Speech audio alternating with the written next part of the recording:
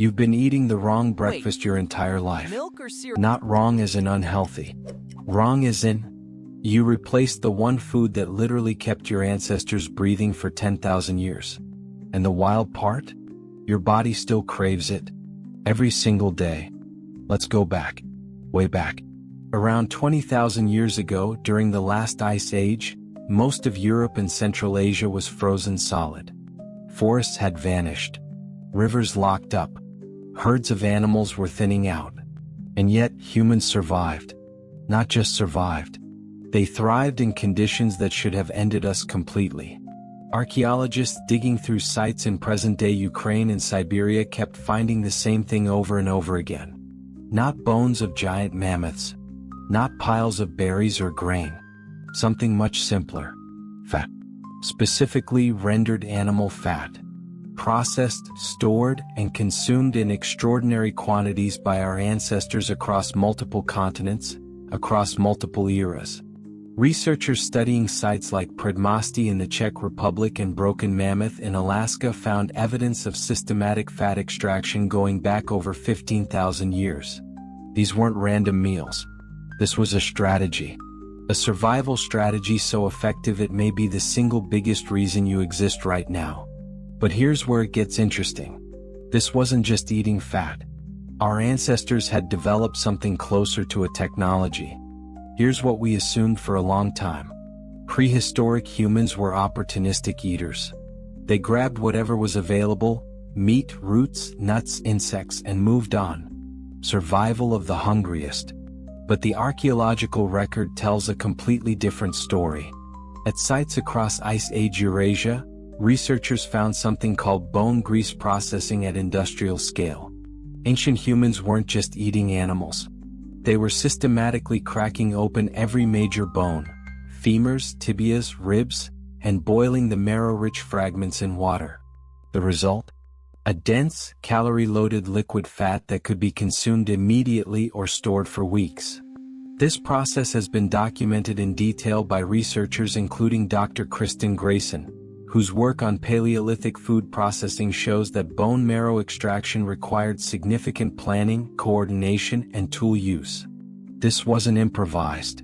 It was engineered. And think about why fat specifically. Carbohydrates from plants were scarce in winter. Lean meat alone, what scientists call rabbit starvation, can actually cause your body to start shutting down from protein toxicity if that's all you consume. Indigenous Arctic communities documented this phenomenon for centuries. Fat was the answer. Fat provided dense, slow-burning energy. Fat stored vitamins.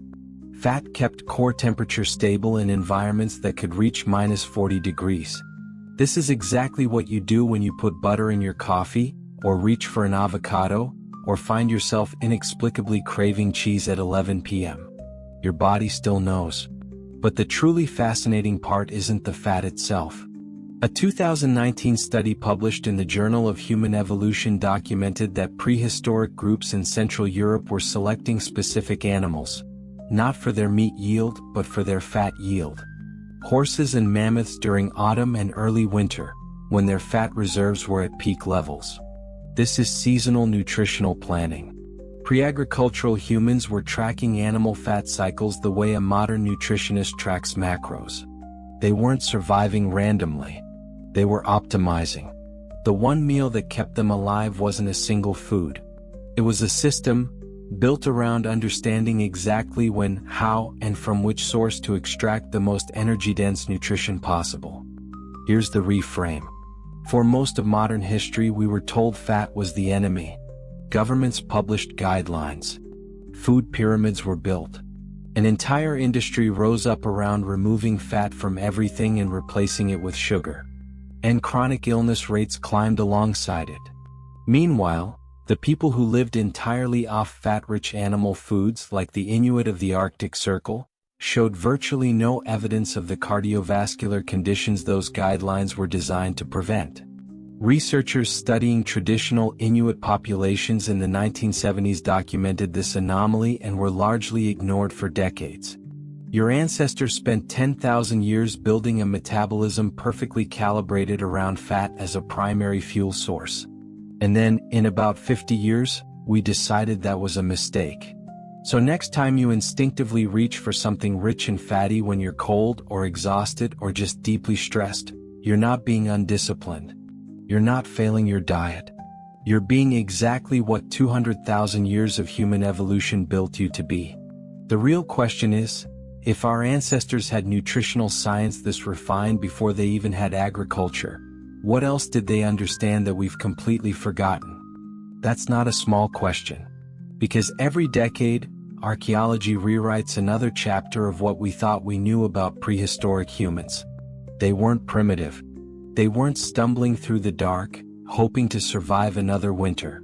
They were paying attention to seasons, to animals, to their own bodies, in ways that took us 10,000 years of civilization to start rediscovering.